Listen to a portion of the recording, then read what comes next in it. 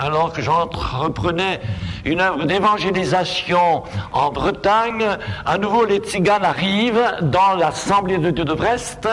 Il y avait environ 150 personnes à la réunion et une trentaine de tziganes. Ils m'invitent à leur rendre visite car ils sont un peu désorientés, ils ont connu l'évangile depuis Lisieux, mais ils ne sont pas intégrés dans les églises.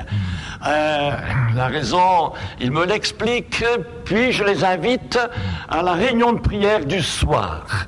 Et il en arrive donc quelques-uns qui se joignent aux chrétiens de l'Église.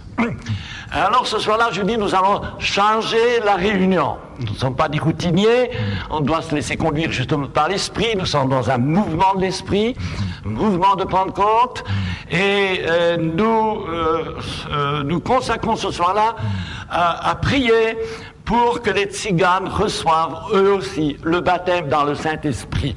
Alors après une étude biblique très courte, les tziganes se mettent à genoux et prient.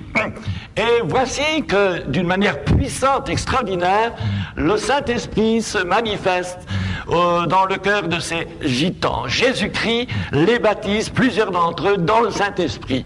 L'un d'entre eux, rempli du Saint-Esprit, parlant en langue, s'allonge de tout son long sur la terre battue du sous-sol et arrive à peu près 11 heures du soir, il continue à louer le Seigneur en langue. Je le remets debout, il dit non, l'heure est arrivée maintenant, il faut s'arrêter. Il continuait, le visage rayonnant de joie, il était transformé, il continuait calmement à parler en d'autres langues. C'était vraiment la visitation du Saint-Esprit. À partir de là, alors le mouvement va s'étendre, et s'étendre dans toute la France. On atteignera les tziganes de tous les coins de France, qui se rendront en Bretagne pensant qu'il n'y avait que là que l'on annonçait l'évangile. J'organise des conventions, et l'Esprit Saint descend sur des dizaines et des centaines d'entre eux. Pendant les conventions, nous avons des réunions particulières qui durent très tard dans la nuit, et le Saint-Esprit se manifeste. Beaucoup reçoivent cette expérience magnifique du don des langues. Et ce mouvement de l'Esprit va s'étendre au-delà de la France. Car, chose étonnante, aux États-Unis, à peu près à la même époque, quand le Saint-Esprit vient sur les tziganes de France, là-bas aux États-Unis, il y a un tzigane qui était marié avec une non-tzigane, membre d'une Assemblée de Dieu américaine, et cette femme invite son mari, tzigane, à aller à l'Assemblée de Dieu.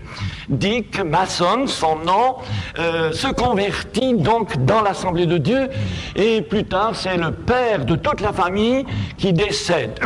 La maman s'appelle Reinhardt, comme l'une des familles françaises qui au début a été convertie au Seigneur. Il y a beaucoup de Reinhardt dans notre mission, et la grand-mère Reinhardt qui était passée par la France, l'Angleterre, le Canada pour atterrir aux États-Unis, dans le Nebraska.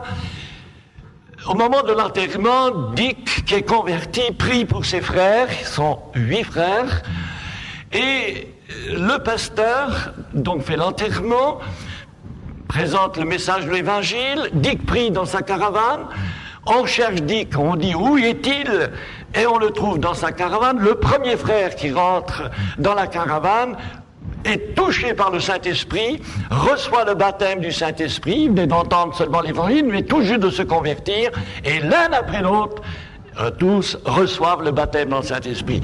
C'est quelque chose d'extraordinaire. Et tout ça, c'est au même moment.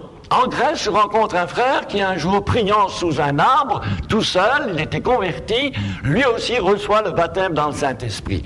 Et tout ça se manifeste à peu près à la même époque, de sorte que nous assistons vraiment à un mouvement du Saint-Esprit. Mais voilà, un problème va se poser, c'est que au moment où il y a ce souffle de l'Esprit Saint sur ce peuple qui donc est un peuple oriental, qui vient de l'Inde, qui est dans notre pays depuis 500 ans, qui est un peu en marge de notre société, à ce moment-là, les conversions vont vite, et au bout de 6 ans, il y en a environ 3000 qui sont convertis, et je suis venu en Bretagne pour faire un travail de pionnier, d'évangélisation, ouvrant l'Assemblée de Dieu de Rennes avec le missionnaire Douglas Scott, et puis ouvrant Saint-Malo, Brest. Alors, je suis très actif, mais les tziganes sont là et il faut s'en occuper. Alors je dois choisir ou je reste pasteur, ou je me lance dans l'aventure avec les gitans. Et c'est l'aventure. Alors là, c'est une belle aventure qui m'amène à comprendre que le Seigneur est vraiment celui qui veut sauver ce peuple. Les tziganes ont leur langue de base. Ils parlent le romanès, dont la base est le sanskrit de l'Inde. Alors mon épouse et moi-même, nous sommes allés à l'université Dauphine à Paris pour avoir des cours de langue romanesque. Et alors on apprend toutes les déclinaisons. On sait que dans la langue tzigane, Dieu s'appelle Odel, on retrouve le mot El, aussi dans la langue hébraïque. Alors les Manouches disent Baro Devel, on retrouve le mot El encore, le grand Dieu. Alors il y a les déclinaisons, par exemple pour dire le Fils de Dieu, on dit Ochav, les Devlesko. Mais pour dire la parole de Dieu, on dit Evorba, les Devleski, Aleko et les Ki. Mais alors, et quand on arrive à parler, il y a par exemple pour le jeune, on le dit le terneau, le jeune garçon, mais la fille c'est la ternie. À 20 ans, c'est pas très joli. Alors, mais quand on parle par exemple de l'homme âgé, du vieillard on dit le pourreau, mais quand on parle de la femme on dit la pourrie. Enfin, ce sont des jeux de mots. Alors, mais tout cela il faut l'apprendre quand même. Alors, on se trouve quand même dans une ambiance toute différente de nos assemblées. C'est un peuple qui aime la liberté, va comme le vent te pousse. Mais là, il y a aussi le vent de l'esprit qui souffle, hein, et qui souffle intensément. Alors, le temps étant limité, permettez-moi simplement vous donner 2-3 notes concernant l'intervention du Seigneur, car je crois que le mouvement de Pentecôte est un mouvement de l'Esprit Saint qui se manifeste de beaucoup de manières, et je crois aussi aux révélations et aux interventions par l'Esprit Saint. Par exemple, quand j'arrive aux États-Unis, je suis à la recherche des tziganes, j'arrive à Pittsburgh, où là je rencontre un ami qui était passé en France, qui était un marchand de voitures, qui avait donné de l'argent pour l'école publique en Allemagne, et aussi qui avait aidé à la création de la salle de Rennes. Et puis, là, à Pittsburgh, je cherche les gitans. Je vais à la police. Où vous trouvez des renseignements, si ce n'est qu'à la police, parce qu'ils sont toujours notés à la police. Et là, le policier qui me reçoit me fait attendre. Il dit un instant. Et j'attends 2 minutes quand arrive un autre policier. Il dit, qu'est-ce que vous cherchez? Il dit, je cherche les tziganes. Ah, il dit, mais j'en suis un. Ah, première fois que j'ai rencontré un policier tzigane, c'est assez étrange. Il m'invite chez lui, je vais prendre le repas, j'ai amené des diapositives, je les présente, et au moment où il voit une photo, une projection sur les baptêmes, il dit, mais je connais une gitane qui est baptisée comme ça. Il me donne l'adresse, je vais chez elle, et quand j'arrive chez elle, cette sœur me dit qu'elle s'est convertie lorsque des chrétiens d'une assemblée de Dieu sont venus chanter des cantiques dans sa rue. Et c'est pour ça que l'Église aussi doit sortir un peu de son bocal, comme j'allais dire, pour aller dans les rues chanter. Le Seigneur a dit aller dans les rues, sur les places publiques, il a dit aussi aller le long des chemins. Mais là, c'est dans la rue, elle se convertit, après avoir entendu tous ces chants, ces témoignages, son mari aussi, et baptisée dans le Saint-Esprit, un jour en prière, elle a une vision. Et quand je lui parle, je lui raconte ce qui s'est passé en France, qu'il y a des milliers de gitans de convertis, et elle se met à pleurer. Je lui dis, mais pourquoi elle pleure? Elle devrait se réjouir. Elle me fait asseoir au salon, elle dit, voilà, je vais vous expliquer. Pourquoi je pleure? Je pleure de joie.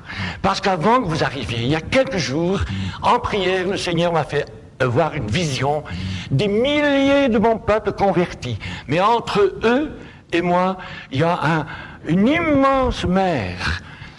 Et puis j'ai entendu après un chant de cantique dans le ciel avec tout mon peuple qui était réuni là-haut. Enfin, elle m'explique sa vision. Et je comprends en effet que le Seigneur avait le regard sur ce qui se passait en France et le révélait à cette fois. Je crois donc que le Saint-Esprit peut révéler des choses. Et là, je ne peux pas entrer dans tous les détails, le temps ne manque, mais encore une autre intervention de Dieu. Ça, c'était il y a 30 ans. Une année après, j'ai traversé 16 fois les États-Unis, du nord au sud, l'est à l'ouest, visitant les tziganes. Aujourd'hui, il y a des milliers de tziganes convertis, de nombreuses églises de 1000 membres, 500 membres à travers toutes les grandes villes des États-Unis. Mais la deuxième fois, je pars alors avec 2 tziganes, un de 50 ans, du groupe des Roms, et un autre de 20 ans, du groupe des Manouches, parce qu'il y a plusieurs tribus, plusieurs groupes, et j'ai voulu prendre ces 2 tribus qui sont représentées aux États-Unis, où il y en a 1 million. Alors, nous arrivons à New York. Avant de partir, j'ai dit aux gars, écoutez, j'ai reçu assez d'offrandes pour payer le voyage, pour aller, mais pour retour, pas de sous. Alors si vous êtes d'accord avec moi, on ira laver la vaisselle dans des hôtels, on fera n'importe quoi pour payer le billet de retour. Mais si vous êtes d'accord, vous venez. Et d'accord. Bon, alors nous voilà arrivés à New York. On est logé dans un petit hôtel appartenant à des amis et des chrétiens suédois. Et puis, au bout de quelques jours, voilà qu'une sœur suédoise qui s'occupait déjà des petits gitans vient nous voir à la chambre. Et tout à coup, elle nous dit, voilà, le Seigneur m'a dit quelque chose cette nuit.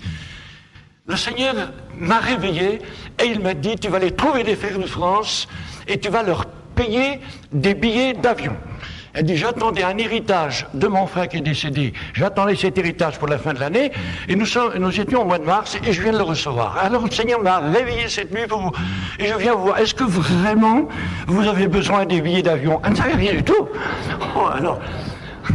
On s'est regardés tous les trois, dit merci Seigneur. Mais ce qui m'a touché, c'est pas le fait qu'elle paye les billets d'avion, c'est pas ça qui m'a touché. C'est le fait que le Seigneur Jésus lui avait dit va leur payer. Ça veut dire une chose. Ça veut dire que dans le mouvement de Pentecôte, dans le mouvement de l'Esprit, il y a la présence du Christ. Je suis avec vous tous les jours, toujours prêt à intervenir dans sa bonté. Et les interventions divines, elles ne sont pas seulement pour les serviteurs de Dieu, mais tous les chrétiens peuvent faire l'expérience de l'intervention de Jésus dans leur vie. Et ça, c'est formidable, parce que ça aussi, c'est l'action du Saint-Esprit. Juste encore une petite conclusion, parce que le temps ne permet pas d'aller plus loin. Quand j'avais à cœur d'aller en Inde, parce que je savais que les tziganes venaient de l'Inde, comment je vais y aller? Un jour, un coup de téléphone, un gitan me téléphone, tu veux pas aller en Inde pour interpréter un frère, c'est un homme d'affaires, et il veut aller en Inde. Je dis, bien sûr, je suis toujours prêt. Et voilà, nous sommes partis en Inde. Et là, j'ai eu le plaisir de rencontrer les tziganes de l'Inde, 2 tribus. C'était le premier contact, il y a maintenant 28 ans. Et puis après, bon, je suis retourné en Inde. Et là, je repars avec mon épouse dans 15 jours. Ce sera notre 18e voyage. Et en Inde, alors c'est la découverte, il y a 20 millions de tziganes. Donc la moitié de la population de tziganes du monde est là. Et le Seigneur permet ces premiers contacts. Depuis, alors, j'ai fondé une école biblique, instruit les prédicateurs, et aujourd'hui il y a 200 prédicateurs, mais notre objectif c'est d'ici l'an 2000 d'atteindre 1000 prédicateurs, et ça progresse rapidement. On en a envoyé dernièrement là où il y a eu le tremblement de terre. Il y a maintenant plusieurs prédicateurs, nous avons fondé une maison d'enfants, j'en ai fondé 14, mais maintenant nous voyons aussi le résultat de ce travail. Et je dis d'ici l'an 2000, le Seigneur va revenir si vite que je me demande si on va atteindre l'an 2000, n'est-ce pas? Alors, c'est pour ça, frères et sœurs, nous sommes dans un mouvement. Et comme disait Scott, que le mouvement ne devienne pas un monument. Alors nous, les chrétiens, eh bien, quel que soit notre âge, il faut être actif pour le Seigneur. Bien sûr, c'est le mouvement d'esprit, mais l'Église aussi doit être en mouvement. Et le Seigneur a dit, allez sur les places publiques, allez dans les rues, allez le long des chemins. Il faut aller, le temps est court, et il faut prêcher l'Évangile. Et merci pour tous ceux qui prient pour le salut du peuple tzigane dans le monde. Il y a encore beaucoup à sauver. Là, nous avons un grand projet aussi pour les pays de l'Est. Il y en a 15 millions dans ces régions-là. Le réveil est en marche. Par exemple, j'étais en Roumanie il y a quelques temps, là, et nous faisions une réunion dans l'amphithéâtre où autrefois Ceausescu, le dictateur, rassemblait ses ministres. Eh bien, dans la même salle, cette fois, il n'y avait pas des communistes, mais il y avait 2000 tziganes qui chantaient les louanges de Dieu. Et ça aussi, c'est le miracle de Dieu. Hein? Voilà. Cet enregistrement vous a été proposé par Trésor Sonore, votre audiothèque. Écoutez et téléchargez gratuitement des milliers d'enregistrements. www.